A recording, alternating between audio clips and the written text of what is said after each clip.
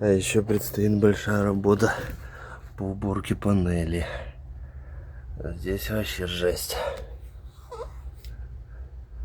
Вот такой вот нехренновенький слойчик тут. Фу. Так-то надо будет вот это все еще чистить. Я еще даже не представляю как. Тут доскольчу пылесосиком уже подобрал. А вот там не знаю. Очень жарко, конечно.